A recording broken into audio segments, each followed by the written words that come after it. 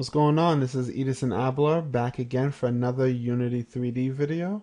And in this video, we're going to discuss pipeline integration between Maya and Unity 3D.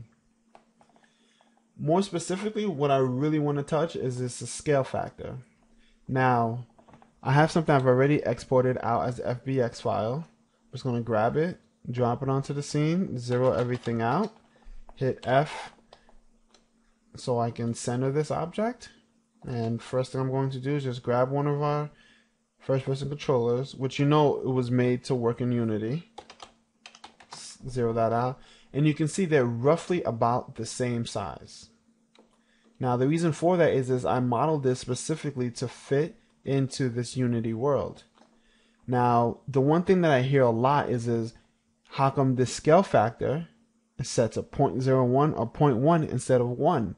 Now I know we have this inclination of having everything set to a perfect number. Well, let me show you what happens when we set this to 1. So we click 1, come down here and hit apply. And you notice now I have a bedroom or a football field. Literally. Now what happens if you import and change the scale factor? It blows up. Now of course we can play around with this and keep changing the value, but this is actually what we don't want to do. And the reason for that is later on, if you start creating animations, especially when you have a bone rig setup, the animations don't always come together very well when you use this scale factor. So you want to stay away from that. You might get explosions, you might get meshes imploding. So in order to keep ourselves from having to clean up that mess, we'll just do it right the first time. So let's just change this back so I can use it again. 0.01, hit apply. Just once again, hit F to zoom in on it. Perfect. Alright, so let's delete these and jump into Maya. Alright, so what I want to do is begin with a few numbers. I like to model, and once I develop, I like to model in feet. And the reason for that is because I can understand feet. Centimeters, not too much. Meters, definitely not. So I like to model in feet so I have a relationship that I can understand, because I know if I want my room, let's say 10 feet by 30 feet, I know what that visual space actually looks like. So we'll begin with that. Now, I am in centimeters. So the way you find out is you go up here to your Windows, Settings, Preferences, jump down to this setting. I'm actually in centimeters. I could change it to feet or foot and work in that, but I'm going to keep it in centimeters because when we export, we're going to export in centimeters. Unity just works better that way, at least with Maya. Alright, so the first thing we're going to do is we have to understand how much is what. And what I mean by what, I mean relationship. Once again, 30 centimeters is roughly about 1 foot. 1 foot or 1 meter, excuse me, is roughly about 3 feet. So with that said, we know that Unity is going to see most of my objects about 1/3 of the size, or depending on how I model it, 2/3 of the size. So you might see my scale at 0.6. But I'm going to do everything right now. We're going to keep it to just feet. We're going to block out a simple room and show you how you should work while working with Unity 3D and a 3D package like Maya. You want to make sure everything works from the beginning. So we're going to first start off by blocking things out. Alright, so let's begin by going into polygon primitives, hitting Q, 6 just to get some shading. Now, remember, we're trying to make this in feet. So I'm going to begin by making this thing, well, first we'll rename it to, we'll do bedroom because I already have a running bathroom. Now, 30 centimeters equal to 1 foot. 1 meter is equal to roughly 3 feet. Now, of course, there's decimals in between there, but roughly 3 feet. So what we want to do is have maybe, I would say we'll keep the numbers nice and round. We'll say about a 10-foot ceiling and maybe I want to say maybe we'll say roughly about an 8-foot span in a room. So let's go change these settings. We'll make the width 300. So I guess this is a 10-foot width. Height, we'll do 300 for now. See, it's a nice big room. And depth, we'll do, we'll go on a whim and say, let's do 180. So it's not too big. Now, what I also like to do is especially when working in Unity 3D, I like to flip the normals so that we're not dealing with building a room from the outside and we can actually build it from the inside. So the way you do that is quick reverse the normals. Come back in here.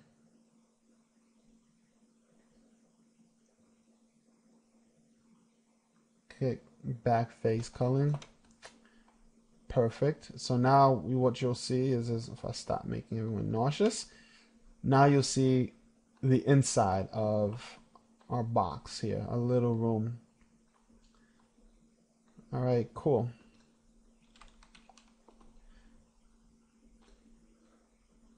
All right, so the first thing we want to do is check it in Unity and make sure that everything is tight. This definitely looks just a little too tall. Let's maybe drop this down, maybe even further to 20 maybe. All right, so first thing I'm going to do once again is take this. Before we export anything, there are two things we want to do. First, we want to go to Modify, Freeze Transformation, and then in the Edit, Delete by Type. Now normally you just do Delete by Type History. Click that. And what that does is it freezes our transformation. If there's any objects, modifiers, or anything else, it'll delete it. And especially the little things that you don't realize when you do things like extrude twice. Sometimes if you don't do anything with that extrude, you might have geometry sitting on each other and you may not realize why something looks off. So that's something else to look at just in case. But once again, Unity wants you to do non-deformer history. So now we're going to go to File, Export Selection. Like I said, I have some other stuff, so we'll call this Bedroom. Most of these settings we don't have to touch right now. There is a preset here already for Unity 3D. What I do want to draw your attention to is this units factor. Let's not do automatic. Let's keep it at centimeters. And more importantly, you want to have your export format to be in FBX 11. Now, Unity can handle 12, but having the versions correct, and you're just better off going with something that's definitely going to work. So we'll do 11. This is in our bathroom assets Maya FBX folder. Bedroom. Perfect. Of course, I go up one. There you go. Export selection. I think all the settings are correct. Perfect. So we just export. Open up Unity. And now we'll have our bedroom. Now you'll see it has a scale factor of 0.01. We'll just 0.00. Bring that up. Now you'll see in Unity also respects my inverted norms. So as I'm moving around, you'll see everything is from the inside. So I'm actually missing the outside walls. And that's exactly what we want for this specific interaction. So we're going to do the same thing. Grab our first person controller, drop it in. We'll zero it out. 0.00. Okay. All right, so as you can see, our first person controller is relatively big. So you know what? Maybe we have to take up our settings just a little bit larger. So right now we roughly fit our character within this box. So now we know, you know what? Let's double up these sizes a little bit. So we can come back in here. And now let's scale it up. Actually, before we scale it up, another cool trick is to come in here and change my panels. My layout to split side by side. Get this view. We don't want the top. Let's do the front. What you can do also is create measure tools and distance and check what your distance is between two objects. So we can see roughly where we're at. We're at, we'll say just about 223 centimeters. So what we want to do is scale this up. Let's say to about, I think we're safe to say we'll double the size overall. So what we can also do is actually bring this up a little higher with the move tool. Get this out the way. All right, so let's just scale this up, make it a lot wider.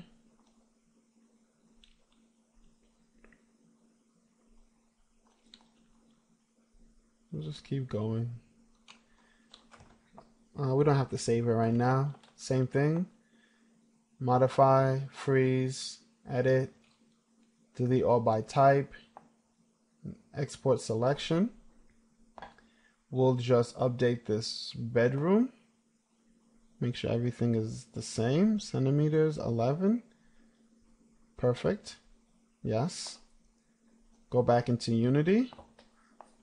Now room is updated. Okay. So we're definitely getting better. Now the room is a little more manageable. Now you can see the character can actually, at least the width-wise, move around this room.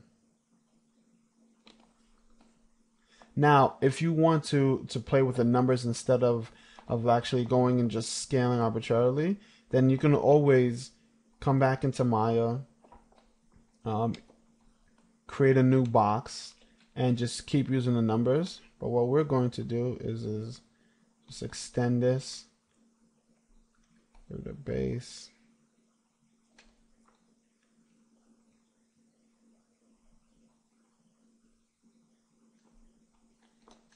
All right, so now thinking about our units originally in feet and working with meters, now you can still model everything and keep it absolutely in feet and not worry about it. But in our case, we're just going to let it keep moving, and we're just going to keep scaling so that it fits correctly into Unity.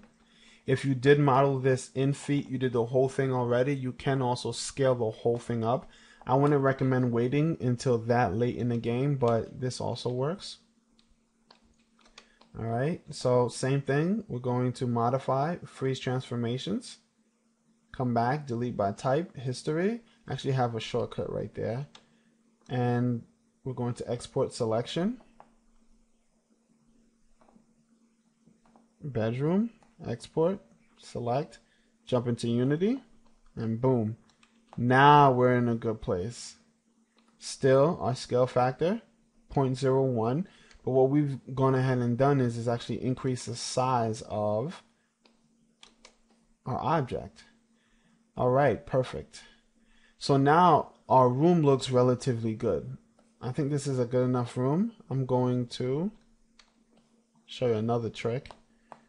Now, when you have more complicated objects, this will definitely be the path you want to do. Right now, you wouldn't have to do this, but I'm actually not going to make the whole mesh.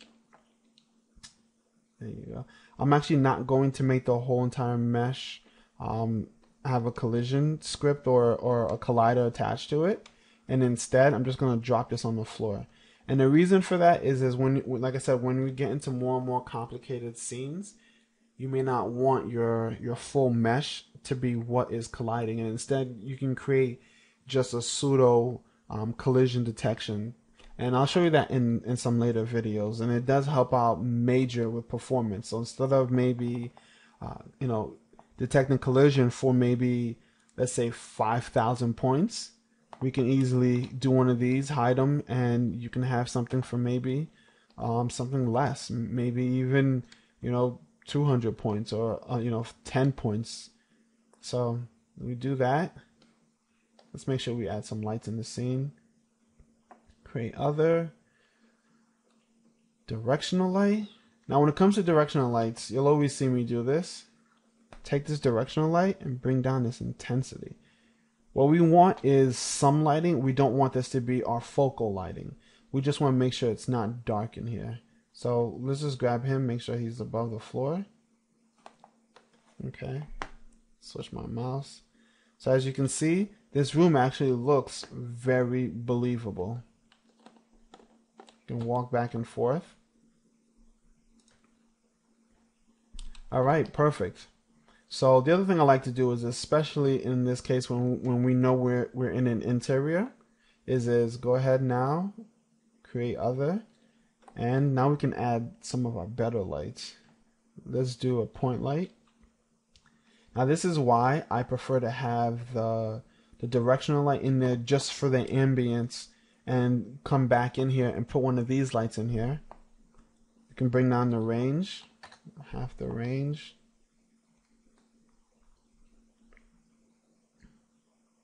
Bring down the intensity. Just to add a little bit more. Now of course we can use other types of lights and set up our scene. Let's add another light. We'll do a spotlight. What we could do is make the spotlight follow him, but that'll be in another lesson. Okay, so we create the spotlight. I know it's unrealistic. Things are going through geometry and whatnot, but as you can see now we have a spotlight in here. We'll talk about the banding and stuff in another video. But as you can see, I can move around my room and interact with it. Perfect. Now we'll save this out as bedroom. Scenes. I'll save it as bedroom. Alright, so now I've already created a room where I've modeled more pieces in there, including this vanity. So let's jump into that room. That's our bathroom setup. Turn around. There you are. Alright, so what I have here was the same thing where I created a room, didn't like the size of it, and just created another one. And in here you'll see there's quite a few other pieces. Now this trick I'm going to show you is actually another option you have. So we have this vanity here. Now I'm going to hit play and you're going to notice something. Walk around. There's something off about this room. This vanity is extremely tall. Now everything else looks kind of believable. You know, we have this rack over here. I'm either a child dwarfed in this environment, or this environment is extremely large. Now there are a few ways we can fix this. Once again, this is why it's very important that you don't skip the steps and try to go deep into modeling and texturing and rigging, and you really want to have your baseline. A few years ago, well, quite a few years ago, Super Smash Brothers came out, and as story goes, all the characters were based on one unit, and the unit was Mario. So everything was in relationship to Mario's size. So in this, that's the same principle that we have to adhere to. We want to make sure that our units are in really proportion to our character. So one way we can fix this, of course, is to, like we did in the other video, scale it up until we get it to a point that we really like. Or we can do something else. Now this only works with our character controller. With other control setups, there are other ways to do it. But what we can do with our character controller is just grab our first person character controller, and we have a setting here. Height. By changing the height, we literally will change where the camera is also slated. So we hit play, and you'll notice, I'm a little taller now. Now this vanity doesn't look as small as it did before, or as large as it did before. So now, of course, after you set it up, you'll have a better look. Also, you can see I'm a little taller on this as well. Now I wouldn't go too much taller because it's definitely going. Remember, the ceiling is another indicator, so we want to put the two together. What we could do is I actually have these as separate objects, so we can actually just move the stack boxes and just delete some of them, so you're not seeing stacks so high up. Hit play again. Okay. Can't reach the top one, but that's fine. We have this little vanity. What we can do once again, maybe you don't like that size. Let's go up another notch. Go up to 4. Hit play. And check this out. Okay. So now I'm definitely a lot taller. I can definitely interact up here. You know, from a distance, I don't really like the size of that. I feel like it's definitely small. But now you can see I'm actually towering over it. So whenever working in Maya and Unity, it's absolutely crucial that in as early of a stage as possible that you start this process of simply blocking things out. Now, based off of this size, I can now go into Maya, open up my previous scene. Let's see.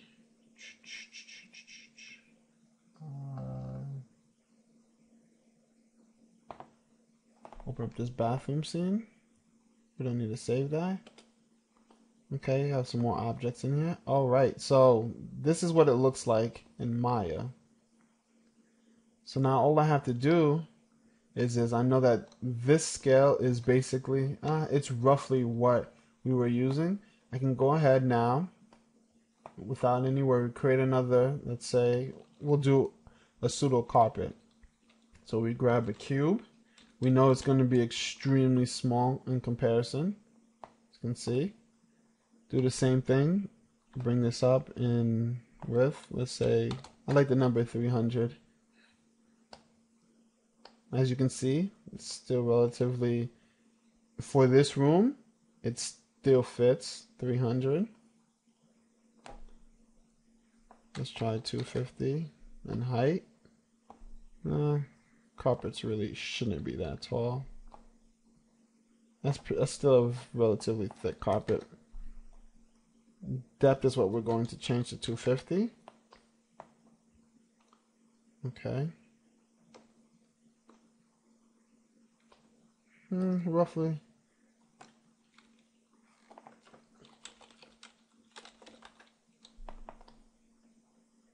Okay. So you know what? I don't know. Might be too big, might be too small. You know, we might want to extend this out. Oh, that's what happens when you hit too many keys at once. Alright, so same as always, freeze transformation, come back, delete all by type, history. We're going to export this selection. We're going to export it on its own. The others, I've exported them all as one major scene. But this one I'll do on its own. FBX. And we'll call this just straight carpet. Let's make sure everything else is the same. We export the selection. Go back into Unity. Grab our carpet. Zero everything out. Find our carpet. Okay. So our room isn't zeroed out. That's fine.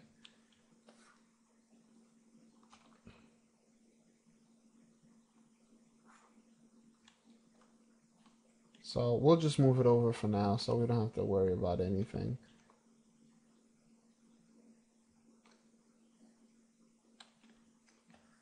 Cool.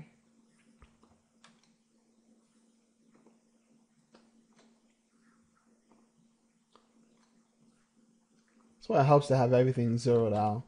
It just makes integration so much easier later on. Okay, perfect. So now we have our carpet in here. Okay, and that's roughly the placement that we had it before. Once again, with everything zeroed out, we can just import it right into place, or do what I did. You come in with a full object, or in our case, a full bedroom, And you can just literally import the whole thing. And when you export it all, you can zero everything out without a worry. But like I said, that's definitely something we'll look into later on. For now, we just hit play. Okay, there you go. Actually, this is like monstrously tall. 3 I can deal with. 4 is just way too tall for me. All right, cool.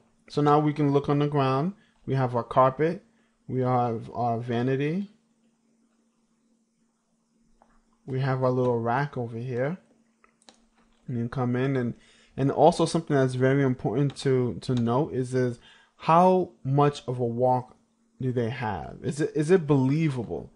Because when you're modeling in 3D, it's easy to just give all these numbers, arbitrary numbers, and just say, hey, it's going to work. But really what you have to pay attention to is does this actually work for the user? Because you know what? I don't know. You know, like, do you walk this far in your bathroom? If you have a bathroom this large, that's great. But I don't know. This might be a little too large. And what I personally like to do, I have the luxury of having a wife that is one hell of an interior designer. So what I'll do is I'll have her just play it. Come in here and she'll look at it and tell me, no, that's obviously way too big. Or, what bathroom are you in? And you know what? Having somebody who has experience like that already on staff definitely makes it so much easier to work with. Because once again, we're creating a world, and the more believable it is, the more entertained people will be.